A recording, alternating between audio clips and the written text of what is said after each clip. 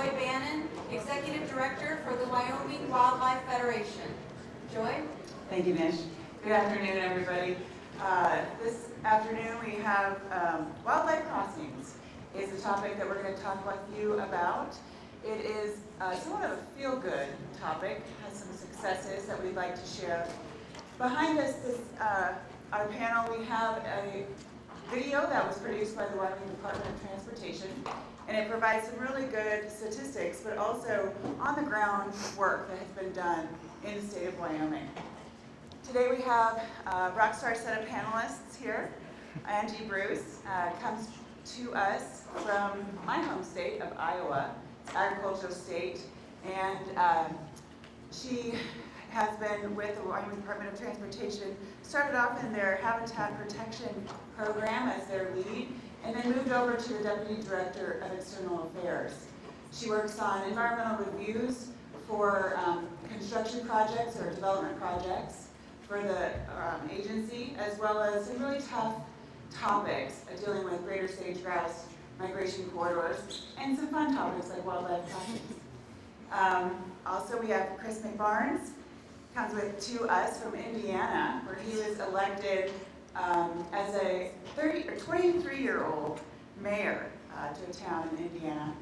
And from there, he was successful in his ambition to have to garner and have private sector funds go towards economic development as well as some revitalization. He's put those skills to use as the leader of the Wildlife Fund, which is a funding arm of the Game and Fish Department. And with that work, he has been able to also garner some private sector funds and be a leader. If you've been hearing about wildlife crossings in Wyoming, in large part you'll be hearing that from Chris McBarnes. So it's great to have him here today. Randy Merritt is our third panelist, and he's with the Wyoming Department of Transportation. He leads the construction and engineering team for District 5, which is actually this district, includes Du Bois, also goes up to Cody, and then down to Lander, but also over to Tensley, so it's a pretty big district.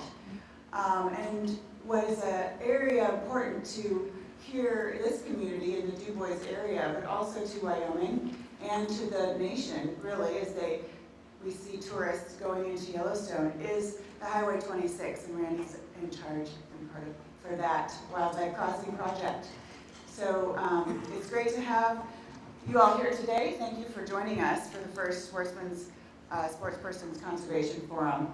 We're going to start off, Chris, if you would, on why are wildlife crossings important? Thanks, Joy, and certainly appreciate all you do with the Wyoming Wildlife Federation. You guys are critical partners in the effort to implement wildlife crossings in Wyoming, so I'm a little biased, but I love the moderator we have today, so thank you. I'd like to set the stage, folks, with some numbers, some data. I'm a numbers guy, I'm a data guy, from both the wildlife standpoint and the financial standpoint. Why are wildlife crossings important in Wyoming? I love wildlife crossings because they're so unifying. You know, no matter how you enjoy wildlife. I'm a traditional hunter and angler. I was born and raised in the outdoors. I love wildlife crossings. If you're a wildlife watcher, if you own a tourism company in Wyoming, wildlife crossings should be important to you as well. Yes, it is about wildlife, but there's also a huge human safety factor component to wildlife crossings. They're very unifying.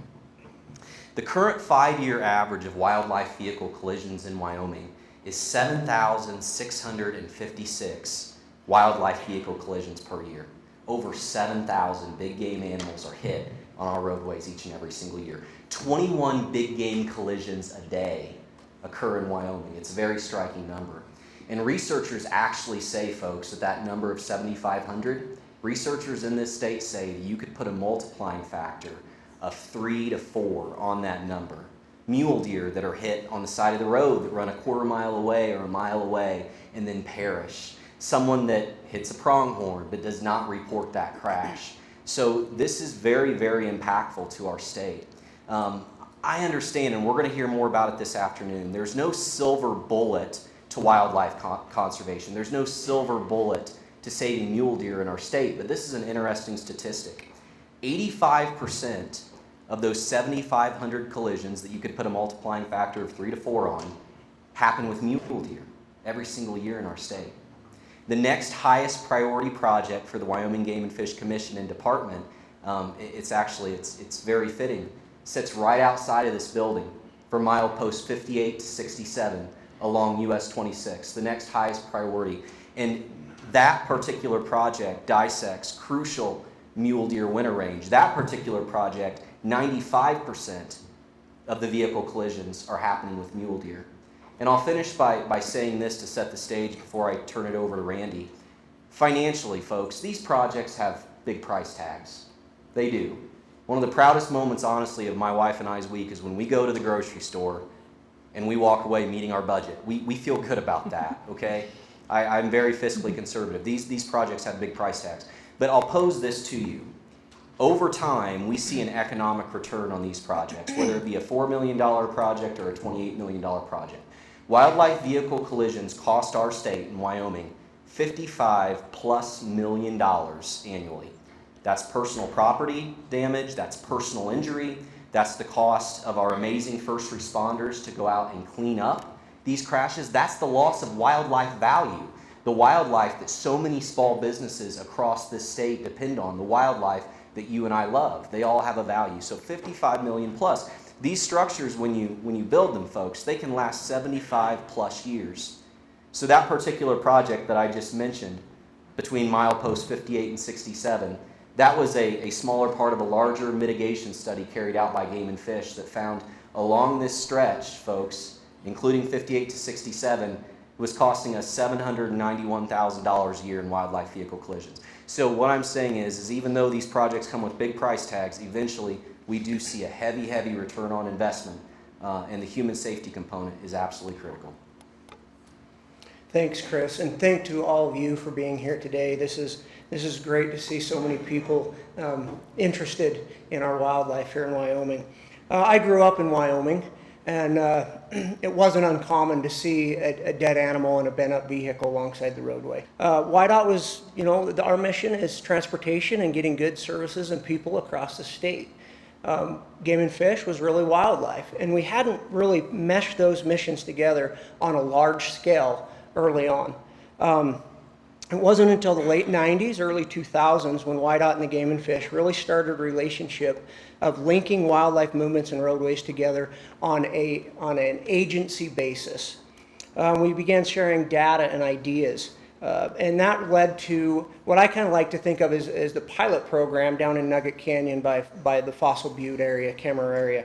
And that project was really trying to figure out what works. What can we do to start separating wildlife and vehicles?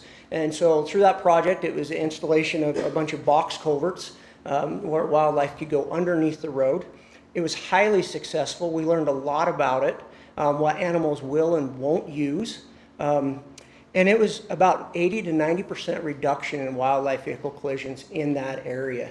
To date, we have thousands upon thousands and thousands of crossings down there. And it's not just mule deer, it is a variety of species. And so we were able to take that success, and success creates success. And that allowed some momentum to grow in the 2000s, early 2000s. That's where we started seeing forming of working groups for wildlife. Roadway projects started to look at design standards that considered wildlife. We had new and important data that helped us understand how wildlife was really using the landscape. Yeah, we knew animals were there. We knew they were coming from point A to point B, but how did they really use the landscape, and how was it important in the habitat, the ecology behind that? With that, the momentum really brought us to what a lot of people see as the jewel. That was Trappers Point in Pinedale. And that was also some more underpasses, but also the first overpass here in the state of Wyoming for pronghorn. And again, a very successful project, but it's also very visible. You get to drive under the overpass instead of just having animals go underneath you. And that was also something that was seen as so important to the state of Wyoming, and showing how these projects can be useful and the success of them, that it was state funded. It was something that we reached into our own coffers and were able to fund. Then in 2017, we had a first wildlife summit. And that's what really brought people from all walks of life together. It was the beginning of bonding relationships between state organizations and private partners. Since then, because of those partnerships, we've been able to put projects in bags. Dry Piney, we just finished down by LaBarge, in the Teton County area, south of Jackson towards the Hoback. Right now, the project between Jackson and Wilson on Highway 22 has other crossing structures and design that allowed for longer bridges and things to allow wildlife to move through there. And on a note of that one, which is wonderful, that we saw private funding at a higher level and also county funding to help add more structures to that system. We just received a $24 million grant to start design and construction of another project down by Kemmer. Will be completed over the next couple years. And as Chris alluded to, the next big one we're looking at is about $28 million right out here in front of this building that'll help the wintering and migrating wildlife in this area. To date, we have about $76 million that have been spent on these projects statewide and other conservation efforts. And although these projects are large, they're challenging. There's lots of moving parts and coordination and looking at where and what should be placed on the landscape. But what makes them possible is the partnerships and working together. Thanks, Randy, for that overview. I'd like to touch a little bit more on those partnerships and relationships. And it's really why we've been successful. You see on the screen behind all the success that we've had. And I asked myself why, and I think Governor Gordon said it really well this morning when he talked about the magic of Wyoming. And I can look through this room, and I don't think there's a single table that doesn't have someone at it that has contributed to this effort. It's really taken a whole army of people, and a lot of folks have stepped up to the plate. So I want to take you back to that summit that Randy talked about. At that summit, we identified 240 sites in the state that needed a crossing or needed addressed, often known as the hotspots. We took that information, we created a working group. Joy, that's I think where I first met you when I came to Wyoming. Yes, 2017. Yeah, the Wyoming Wildlife and Roadways Initiative. We had NGOs such as Joy Bannon, TNC, Migration Initiative, but we also had our state partners, of course, WYDOT, and the Federal Highway Administration. I'm not sure at that point we had that foresight that they'd hand us $24 million a few years later, but they were on that original committee as well. And really what came from that committee is we came up with a comprehensive statewide plan that looked at all those sites, ranked them on effectiveness and how we were going to do the most effective work for the right places in Wyoming to reconnect habitats and have the safe crossings in place. Since then, a lot of things started falling into place. Muley Fanatics led an effort with our legislators to get our first wildlife conservation plate in place. This also followed by the Governor Gordon's 2020 challenge, which he asked Wyomingites, please purchase 2,020 of those plates by the end of 2020. Success again. This continued with other legislative successes. You now have the option when you buy a hunting license, register your vehicle, or a parking pass to make a donation to wildlife crossings. A few years ago, we had a conservation stamp increase of $9. 15% of that goes to this effort. I'm proud to say thank you to our commissioners who yesterday committed the first $500,000 to that fund to the Du Bois project that we've been talking about.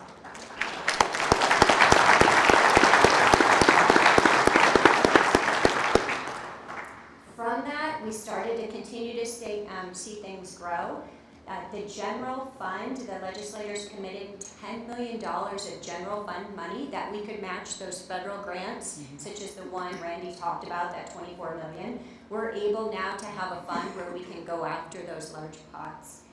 All these pieces came together and then were solidified when my director, Brian Nesbitt, signed an MOU with the Department of Transportation. and WWNRT to say, these are our priorities going forward, and this is the contribution that the agencies are going to make. Yeah, I mean, as you can see, wildlife conservation is a multi-pronged approach. It's very critical to the overall kind of health of our ecosystem, and it definitely takes all of us as partners, agencies, and leadership within the state of Wyoming to make these things happen. Chris, could you talk a little bit about some specific Wyoming successes? Absolutely, thank you, Joy. And the Wildlife Fund, we're relatively new. We turned 4 years old in March of this year, created by the Game and Fish Commission back in 2019. So we've kind of centered ourselves. We drive dollars to the ground, so these projects have made sense to us. But why success? There could be 30 other people from NGOs up here talking, and I'd like to at least give them a little recognition. If you're in this room and you've worked on a wildlife crossing project, would you stand real quick so that we can give you some recognition from an NGO? I see so many of you out there. Come on, don't be shy, guys. Thank you.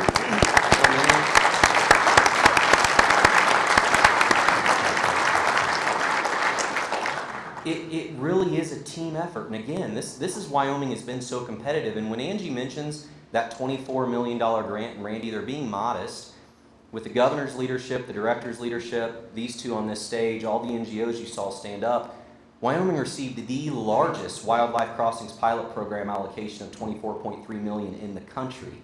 To put it into perspective, just over $110 million, I think, was given out nationwide, and we brought 24.3 home to Wyoming. So we are leading the way in this sense. And the cool thing about these projects are, it's not just large family foundations. You have folks like the Knobloch Family Foundation, who are absolutely wonderful in helping fund these projects. And I want to thank Nicole Corfonta and Steve Sharkey. You have corporations like Bass Pro Shops and Cabela's based out of Springfield, Missouri. And then you've got great folks like Meredith and Tori Taylor right here along the US 26 project stretch that are writing checks supporting these projects.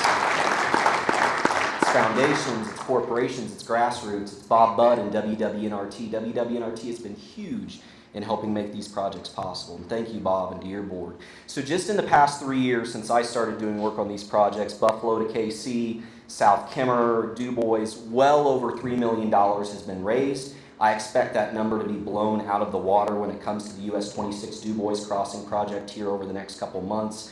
I'm seeing these projects, folks, as we go from one to the next, and folks see the success. I'm seeing the private donations grow in a huge way. Being a tax-exempt organization, people also get a tax break for making donations to these projects, which is huge. And I also, before I pass it along, something I see that's unique in Wyoming, I have to emphasize the leadership of Director Nesvik, Director Westby of WYDOT, and Governor Gordon. I'm telling you, behind the scenes, if Game and Fish wasn't coordinating so well with WYDOT, both of these directors are around the table, both of the senior staff is around the table, and that's really the magic to pushing these projects forward. So I'm very proud of Wyoming when it comes to that. And with US 26, our tribal partners getting involved, it really is incredible to see.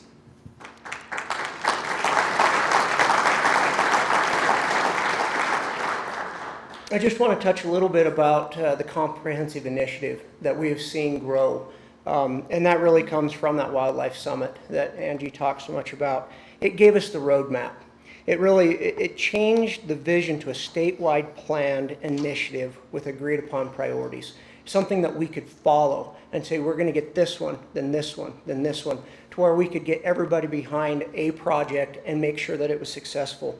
It was a holistic approach that my deer is your deer. The same deer that is being photographed in Grand Teton National Park in the summer is being lodged all winter by a rancher here in Du Bois.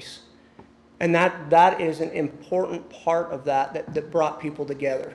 No longer are we picking my project over your project. We are looking at something that brings the focus and common goal is wildlife in Wyoming. We know more now because of that summit. We have better data. We have GPS tracking and research that helps us plan these things out. And then people understood the importance of the data and how it helped guide priorities. I'm an engineer. I'm fairly black and white. I like stats. I like data. but it helps us really put the right thing in the right place to help the most animals possible. But it really came down to relationships.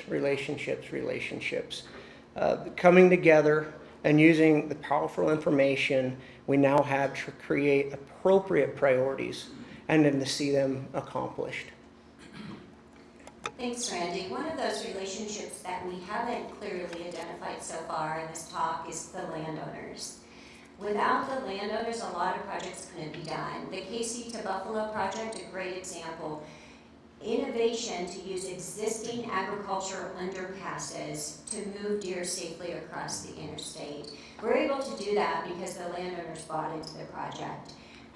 And this innovation and creativity is definitely on the forefront and is going to be essential going forward.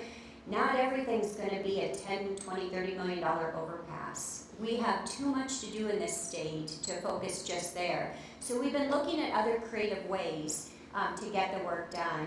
Over at the Dry Piney project, we put our first arch underpass in with the idea of maybe we can get our pronghorn to go under and not just over and have some success that way.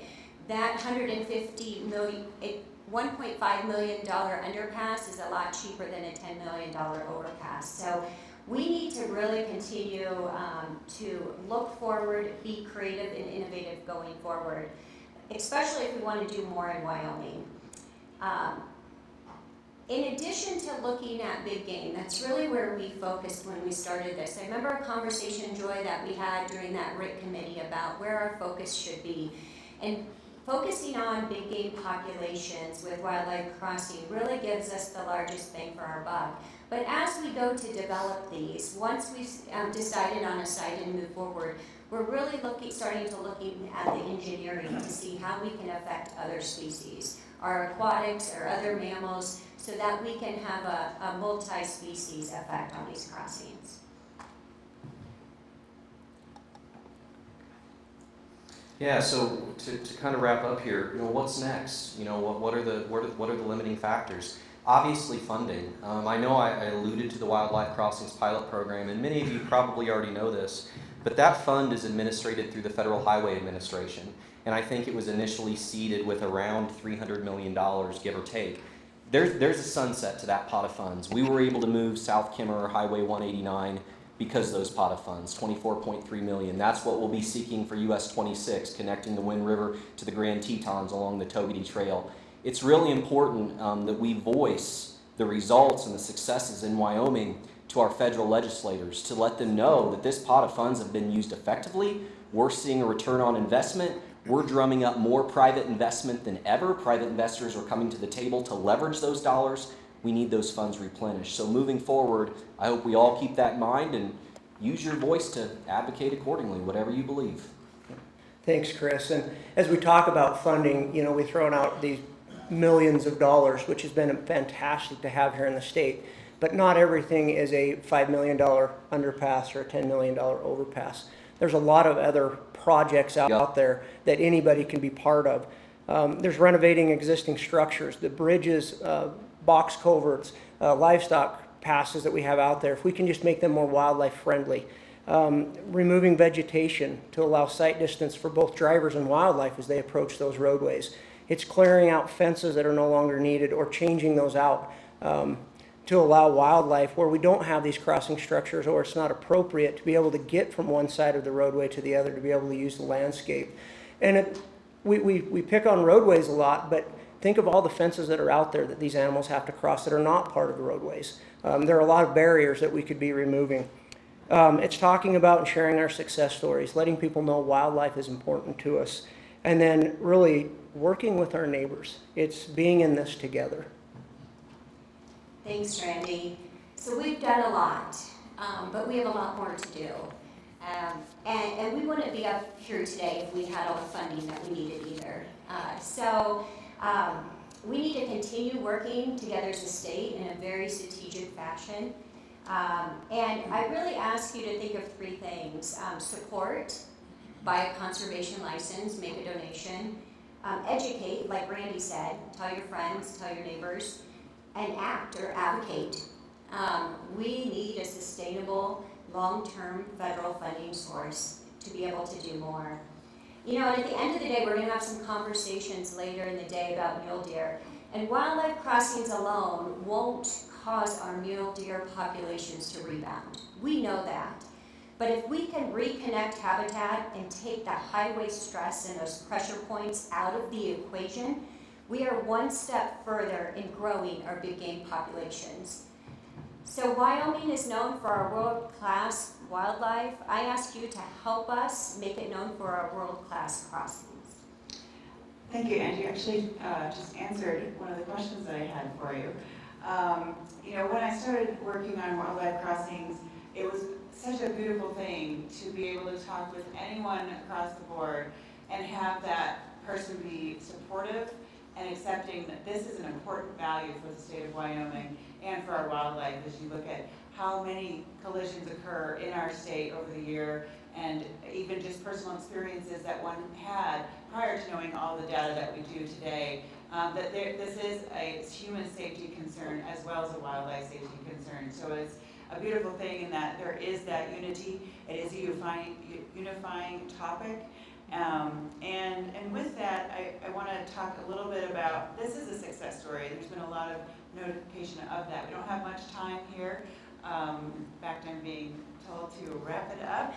So if you had one more thing you wanted to say, now's your opportunity to say that. I was going to see if there was something about the aquatic passages perhaps that we did not address. But Chris, if you had any final comments. I'm not standing between folks and lunch. No, thanks, Joy. I would just like to thank everybody who's contributed. Like we saw earlier, there's a whole room full of people who could be up here talking as well, so thank you.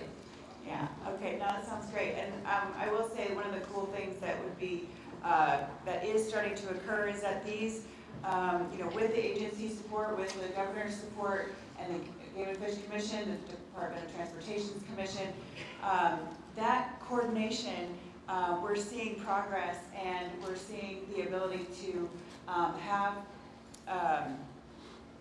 progress on the ground where there is going to have transportation plans already existing with wildlife crossings in mind. And that's a huge step forward that we did not have before.